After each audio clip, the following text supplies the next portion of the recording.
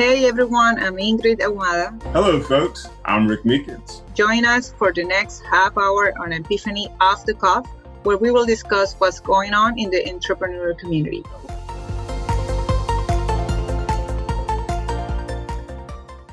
Hey everybody, welcome to another episode of Epiphany Off the Cuff.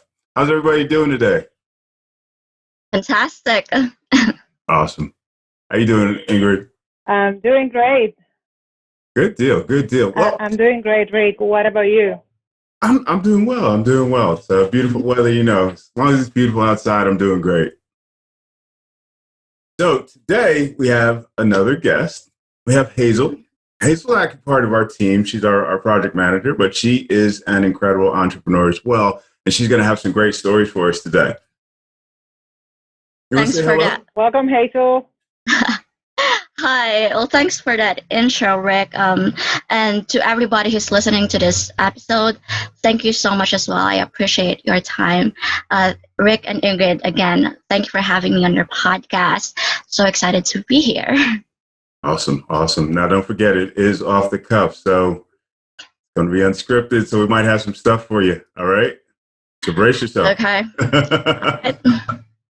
So, can you give us a little bit of background? You were saying, but I know when we were talking earlier, said that you had like a few different businesses that you've started, and you've got the pillow business as well. So, can you give us a little bit of a background on you and what you've done? Sure. I'd love to walk you through those 4 businesses of mine. But one thing about me is that I grew up in a family of entrepreneurs. So my grandparents, they own a construction business. Oh, wow. All my aunts and uncles, they have their own respective businesses. And my mom, who raised me by herself, by the way, she has this importation business that she started 25 years ago, which actually proved to be quite lucrative. We made good money from that. So at a young age, I've always had this thinking that, being an entrepreneur is equal to being rich. and well, it doesn't necessarily mean that I aspired to be an entrepreneur as a kid, but I've just had that thinking at the back of my mind.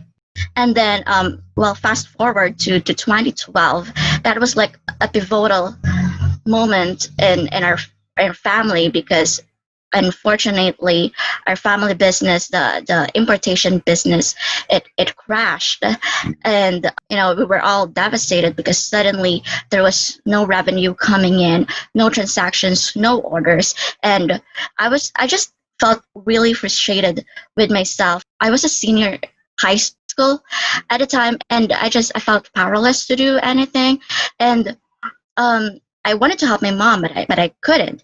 And so, a thought occurred to me that maybe the best way that I can help with a family is to equip myself with the knowledge on how to manage and run a business. And really, that's the main thing. That's the main driving force why I took up entrepreneurship for my college degree. So that's the course that really led me to the entrepreneurial path. And 2 years later, 2014, I was 18. I was 18 at the time. That was the first time that I registered my own business.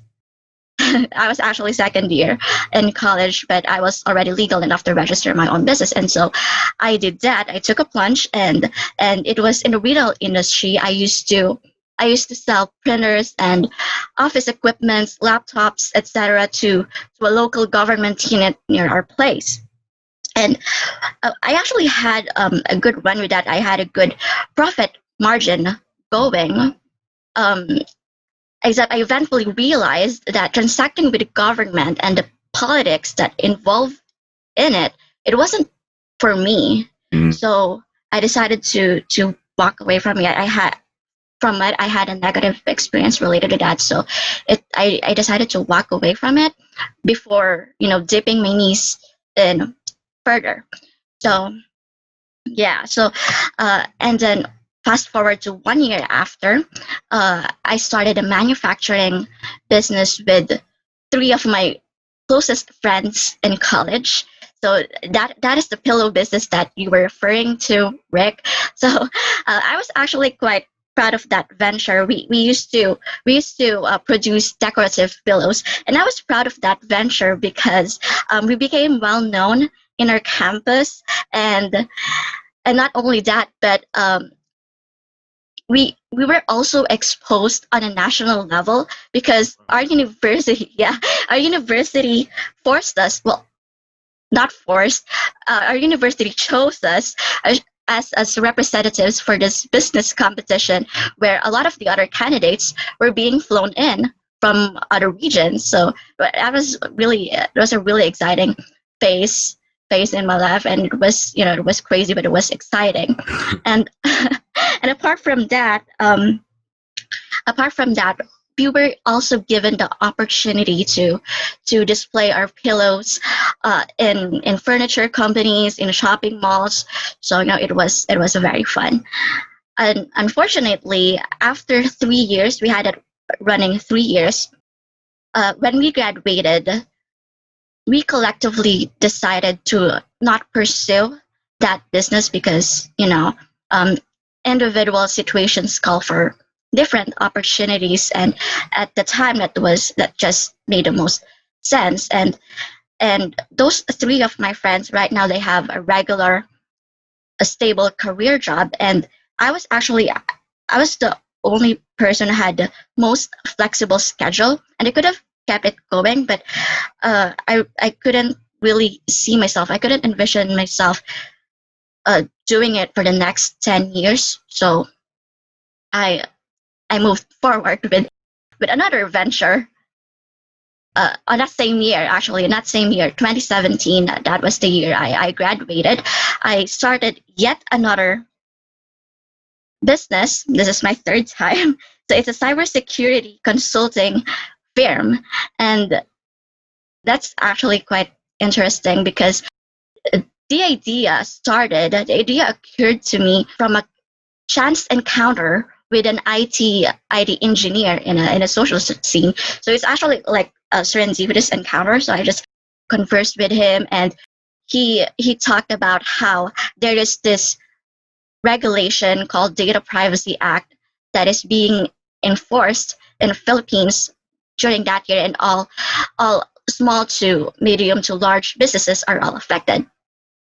And as it happens, I've got a lot of contacts from small to medium businesses due to due to my experience as a sponsorship acquisition officer for a student organization when I was in college. So that's a different story. But the point is, I had these contacts that I already connected with, that I already met with, and I had an epiphany to like marry these companies that I was already connected with together with third-party cybersecurity firms, and maybe we could strike a deal together. So it was to this day I really think it's a good idea, and I thought I would enjoy it. It actually ended up draining me. It really burned me out. I've had a couple of successful transactions, but it didn't feel like the profits that I was earning was commensurate to the efforts, to the hard work, the time that I was putting in. It just, it didn't make sense financial wise and energy wise for me. So I had to also let go of that venture. And well, it wasn't until 2018 when the stars finally aligned. And it wasn't until then when I really found something that I really truly did enjoy. And that was when my career trajectory shifted to becoming an independent business PM or business consultant. And I really enjoy doing this job because it allows me to work with business leaders and make more impact in their respective communities, in my community. So I just feel very valuable doing it. And I've been doing it in the last 2 years, and it's amazing because I feel happy. That's great. That's fantastic. Oh, wow, Hazel. Well, that was unbelievable. That was like really amazing. I have like, like 1 hour of questions, but let's start with the first one. So you mentioned that you come from a family of entrepreneurs, right? Yeah. So do you think that shaped the way you are? Do you think it is, is this the way that you think, the way that you see businesses? Because, there's a lot of conversation and discussion about, is an entrepreneur born, or is it meant to be, or is it, shaped? Or, I mean, it's a lot of discussion and controversy for that. So what do you think about that? Most definitely, it really shaped the way I think because at a young age I was exposed to to what they're going through as an entrepreneur, and I know it's hard, it's difficult, but the challenge that they're encountering seemed very impressive for me. So yeah, it really did. Really did. I'm not going to the argument whether an entrepreneur is born or if they're made, but for me, most definitely, their experiences also had an influence with the way that I am right now. Oh, cool. So maybe that inspired you, and then you like, of course, you were made by all of these experiences that you can had on the past. Yeah. Awesome. Wow. Quite the path. Did I understand that you graduated from high school at 16? Did I get that? Yes. Yeah. Is that typical, or are you just an overachiever? No, that's actually how it works here in the Philippines. Okay. Yeah. So we graduated high school at 16, and then graduate college at 20 years old. Although right now they implemented a K to 12 system. During my time, it wasn't enforced back then. Okay, cool. So I'm so sorry, but I think that we didn't clarify that to our listeners. So you are located in Philippines, right? Yes. So actually here, you remember to our audience that I am in Colombia, Rick is in Atlanta in USA, so we are like a 100% global company. So here in Colombia, Rick, that's also that's the way that we graduate from high school at 16, 17, and then from college 23, 22. Oh wow! Learn something new every day. Cool. Yeah. So Hazel, if I may, you said, or I guess you kind of alluded to your a program in college where you were doing some work with small businesses. I'd love to hear a little bit about that. Oh, the sponsorship acquisition. Yes. Yeah. Okay. So when I was in fourth year college, that's like the last year in college, senior year in college, I ran for this position called VP for Sponsorship Acquisition. And that was actually a momentous part of my life as well, because that's where I learned how to sell, how to market, how to negotiate, how to persuade, other people. And even though I've already started a business before then, that was the first time that I had to really, network with people that I have never met before. Mm-hmm. And the interesting thing is that in that student organization, remember I took up an entrepreneurship course. During that time, I was the only person without a team.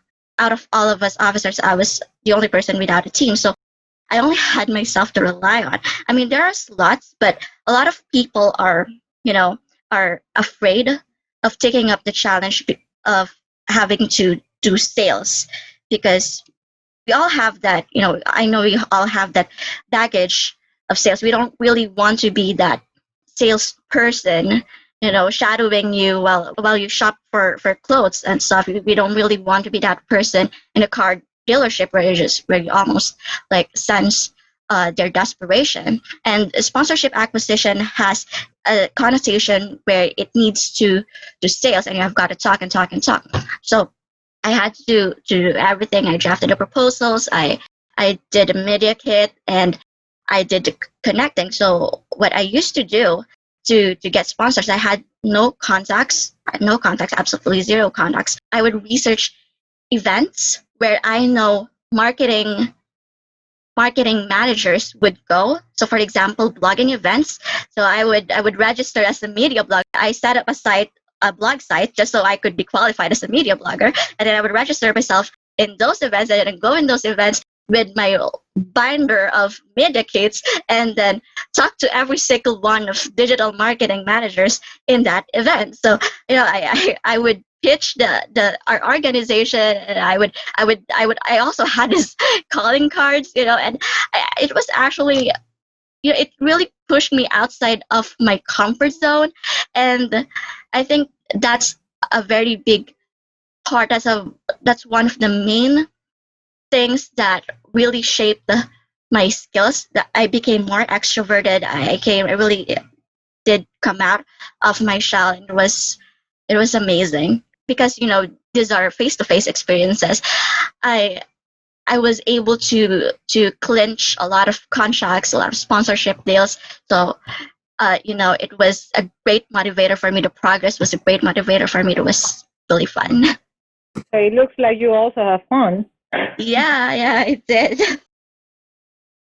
Good deal. Good deal. That's great. I think, Hazel, that being able to be or to do businesses in different industries that you have, like as you have done, have maybe taught different type of skill sets, mindsets. What do you think is the biggest lesson that you have learned from all these entrepreneurial class? As far as skill sets, or like in general?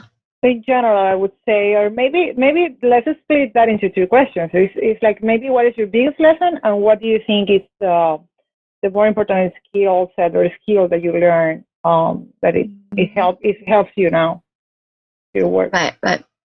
Oh, well, for the first question, if I were to like think back on all of my experiences as a whole, I'd say that the biggest lesson, or my biggest takeaway, is to always listen to my intuition. As you can tell, I've had a lot of businesses. I started a lot of businesses. I had to walk away from a lot of those businesses, and obviously I made some wrong choices. I made some missteps. I made some wrong decisions, and I really don't regret. I really don't regret them. But I went through those decisions by rationalizing myself into it. I cannot tell you how many times I have rationalized myself into making a decision or talking myself into a decision, and it wasn't 100% hell yes feeling. So that's my biggest takeaway.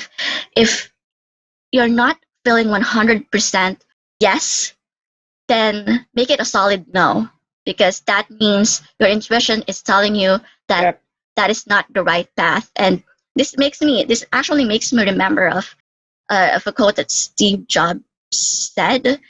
He said that intuition is more powerful than intelligence. So I think we need to start listening to our intuition and make it our compass. So that's my biggest lesson. As for the second question, well, I have gained a lot of skill sets. I think the biggest skill set that I learned is learning how to negotiate, learning how to handle tough conversations, not avoiding discomfort. That's the biggest skill set that I have learned. Although I think it's also important to note that, especially right now, it's very important for us to constantly improve ourselves, constantly identify, acquire, and refine our skills that would amplify our value. Because especially at this time, amidst COVID-19, we are currently gearing towards collaborative gig economy. which means that, instead of work within an organization, the future work is gearing towards um, working with other organizations to make their projects, come to life. Acquiring new skill sets right now is a definite must.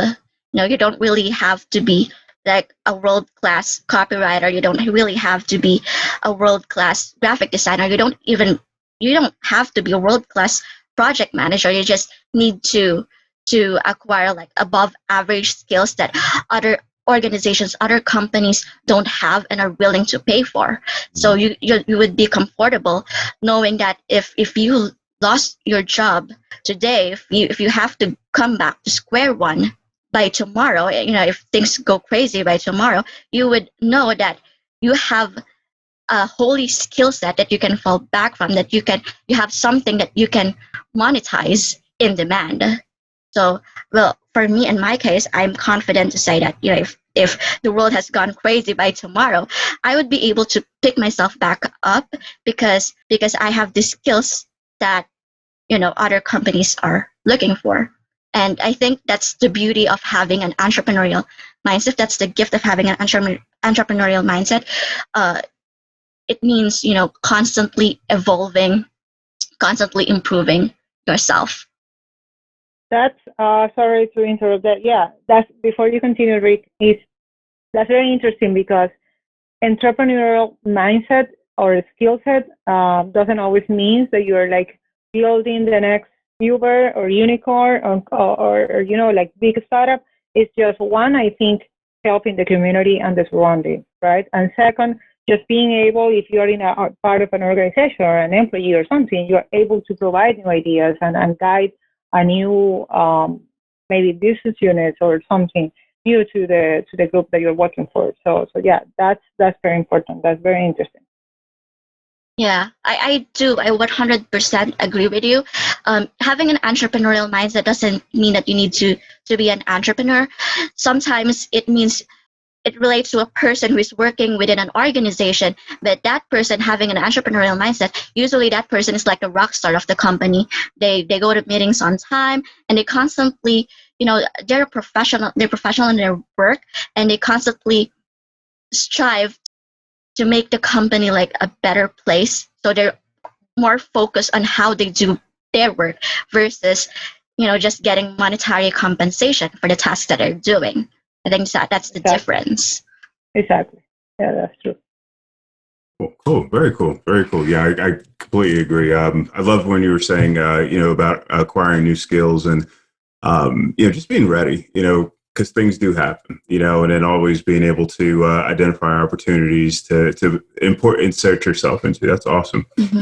One of the things that Ingrid and I spoke about in a couple of our earlier episodes were, some of the challenges that we faced and how we move forward from them. And so I'd love to hear about, something that was a very, I guess, you could say a big turning point for you or a big challenge that, really caused you to grow a lot as an entrepreneur. Well, one challenge that I had that I overcame is when I had to say no to someone. So that's a tough one. yeah. So in my first business, I remember my first business was in a retail industry. I used to sell printers and other office equipment to our local government unit. And well, you have to understand, here in our country, Philippines, we don't have the best government, and well, corruption is very prevalent here, from the highest office down to the lower rungs of the ladder, like LGUs, local government units. Corruption is very prevalent, and there was a point in a business with a couple of middle persons that I was transacting with made it very clear to me that they feel entitled to a portion of my profits, which did not make sense to me. It put me in an uncomfortable position, and it didn't feel right to me. That was definitely not the path that I was planning to take, and I wasn't planning to compromise integrity. And I just don't see it happening. So I think that was one of the first but major decisions that I had to make. If I was going to just say yes and give in, and or just walk away, and I chose to say no, and I'm proud of that moment. Definitely laid the groundwork gave you courage. You made it through, obviously, so that must have given you courage, just going forward in other situations. Yes, most definitely. Yeah, I can picture that. Did you have another question, Ingrid?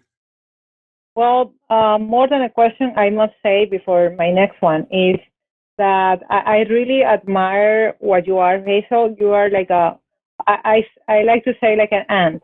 You're like a hard worker. Oh my God. It's like, Hazel, do you sleep at all? I sleep during the morning. Oh my God. It's like you're always working and willing to help the team. You are like a really, really key role and person to our team internally. So I just really wanted to thank you for all what you do like every day. And yesterday was your birthday, right? Yes. I just turned 24. Yeah. So congratulations. I know that I said by Slack this yesterday to you, but I just wanted to make it public because I truly admire you and I truly believe that you are important for this company and for the team. Thank you so much. I really appreciate that. Absolutely. You're 100% right, Ingrid. You are so valuable to the team. We appreciate you. Yeah. So my next question is, if you would have, like a lamp, a magic lamp, and you can rub it, and it makes possible anything to you, and you are able to go to the past right now, what age you would go, and who would you choose to speak to? It can be anyone. It can be, let's say, a historical person or someone from your family. I don't know, like whatever you can think of. Like you have 10 seconds to answer it. Okay. Well, I'm pretty sure it's because I just watched this musical yesterday, but the first thing that came to mind is Alexander Hamilton. So I just watched the Hamilton musical yesterday. It was really amazing, and I would love to meet Hamilton in person because his intensity, his passion is just so enthralling. And rather than making a conversation with him, I think I would instead prefer to see him in action. Okay. Yeah, as a known workaholic, and I would gladly be his protege or whatever. But I just really find his work ethics incredible. That's a big one. Yeah. Yeah. So as far as perhaps like leaders that you admire, who would you pick? Spend an afternoon with them, just pick their brain. I'd say Grant Cardone. Okay. So he's this person who's always promoting like exponential thinking. So you have to be, so everything that you do has an exponential impact around your community, around everyone in your environment. I just really find it fascinating because I think that's also what I want to do. I want to constantly learn, constantly grow in order to make an exponential positive impact with a global community through these business leaders. And thanks to the internet, I think that is very much possible. Absolutely. Wow, that's fantastic. That's great. That's great. Well, I guess we are running out of time. Thank you so much, Hazel, for being here, for sharing all of your stories and live with us. We are very happy to do this with you. Well, I don't have anything else to say. Rick, do you want to add something? Yeah, Hazel, thank you again for being on the show. We really, really enjoyed it. Learned a lot more about you. Very, very interesting. Very, very interesting person. And as Ingrid said, it's really a pleasure to work with you. It's my honor. Awesome. So, anyone you want to make a shout out to before we? Oh yes, thank you for the reminder. Well, shout out to my mom because she's my very first mentor. Also to my favorite professor when I was in college, Sir Jay, the second shout out, and also to Vanessa actually because she was also a great mentor, still is. So those 3 people. There you go. Thank you. So we need to take a selfie for our socials. So Okay. Here we go.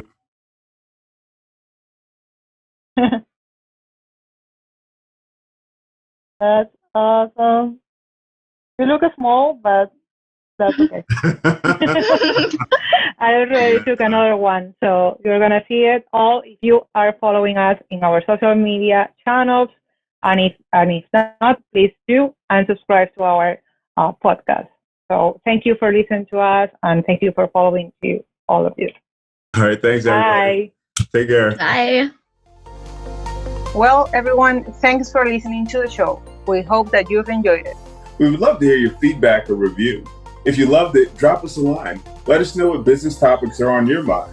We'll make sure to talk about it in an upcoming episode. If you have any questions or you would like to be featured on the show, message us on social. You can find us on Instagram, Facebook, and Twitter at Aepiphanni. We'd love to hear from you. Thanks again for listening. We look forward to seeing you next time on Epiphany Off the Cuff.